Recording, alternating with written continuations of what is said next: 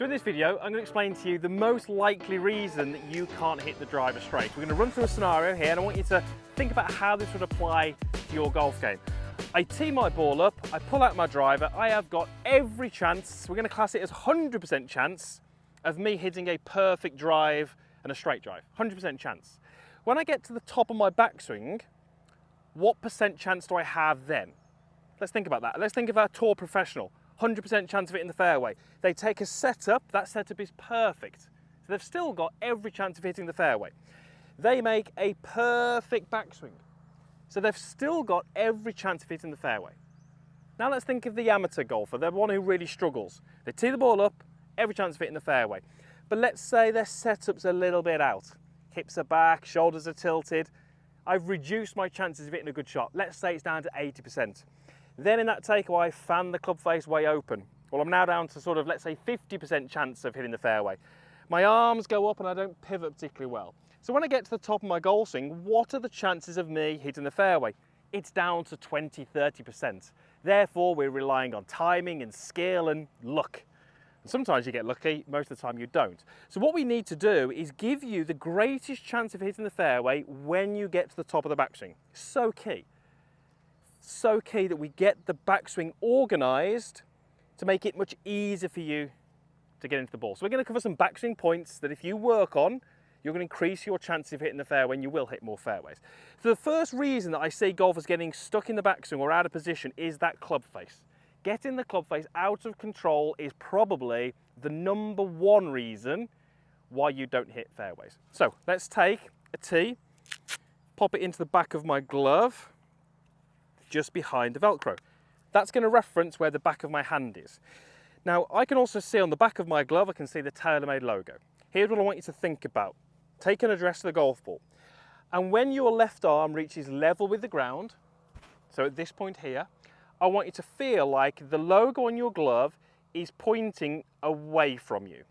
Now, as I do that, I've suddenly lost sight of that logo. And the tee is pointing more away from me. What I really don't want, and I have to avoid this, please try and avoid this, is when the tee points back towards the golf ball and I can really see that logo. So stand there in your setup and just have a few rehearsals. Just go left arm horizontal, hide the logo. Left arm horizontal, hide the logo. In order to hide that logo, what you're actually doing is twisting the grip.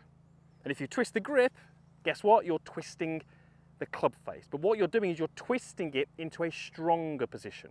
That's exactly what we want. So often, that club face sets down behind the ball, pointing exactly where you want to go, and it rolls this way. Club face up, way open. I can see the logo. As I continue, that is what I don't want to see, and the club face is way open. The knock-on effect is when that club face rolls open, it very often changes the sort of body shape and we don't get a particularly good pivot. So it's so important that in the backswing we're controlling that club face, and this is one of the easiest ways that I found to give a golfer that feel. We just take a setup, move to halfway back, hide that logo. Now, I can actually still see that logo, but it's the feeling of twisting that away which is really going to help, and it's going to put that club face into an almost perfect position. That alone will allow you to hit more fairways. So I'm going to go twist. That's perfect. And that is the first thing that's going to help you hit more fairways. We're keeping your chances up at 100%. Second thing, body pivot. Really important we get the body pivoting correctly. We set up to the golf ball. Because the golf ball is on the ground or very close to the ground, we have a tilt. We have to, in our backswing, we have to maintain that tilt. I've got tilt through my shoulders, I've got tilt through my hips, and I've got tilt through my knees. Really common, hips going in, shoulder coming up, maybe a little bit of tilt there, but not a huge amount. Oh, you know, certainly more rare would be the golfer going down, but probably more common is when we rotate and we move out of our posture. Because what we've done is we've effectively created a setup around a golf ball, and then as we make this movement, we're sort of saying to ourselves, well, we want the golf ball now to be, 2 feet off the ground. So the chances of me hitting a good drive with that pivot are massively reduced.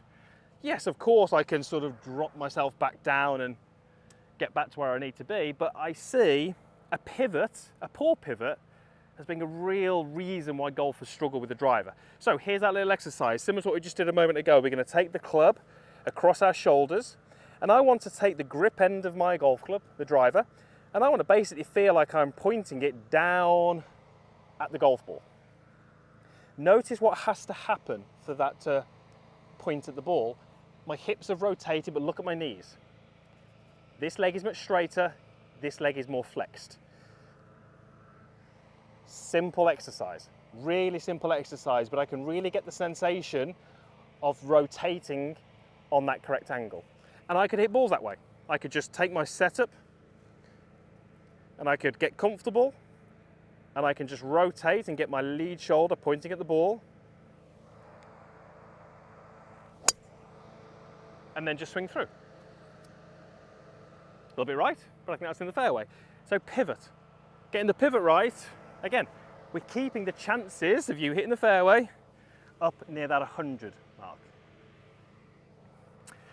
Now the last thing that's really going to hold you back and cause you to be in the trees on the left, in the trees on the right, is weight or pressure shift, okay?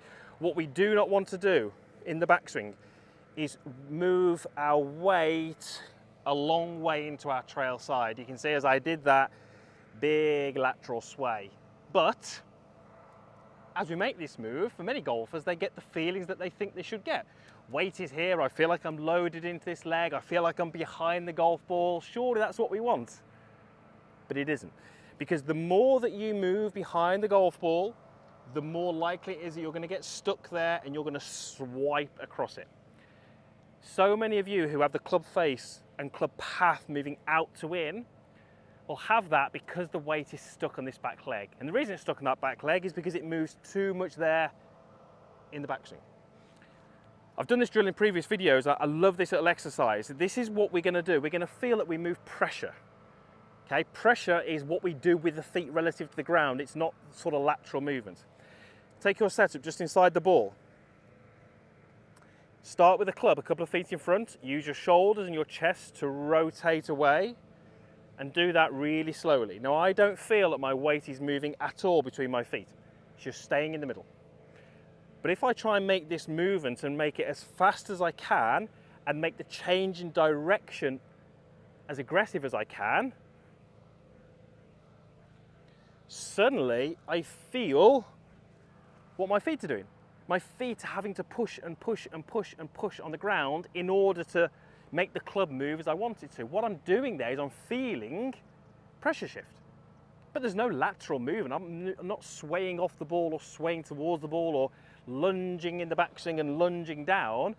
I'm just using my feet and how they push on the ground to control the golf club. So a backswing should involve some pressure shift to the trail side, but we don't want a huge amount of lateral sway. So I'm going to set up inside the ball. I'm going to start here. I'm going to make this movement. I'm going to feel that pressure. And then when I feel it moving into my trail side, I'm going to continue my backswing.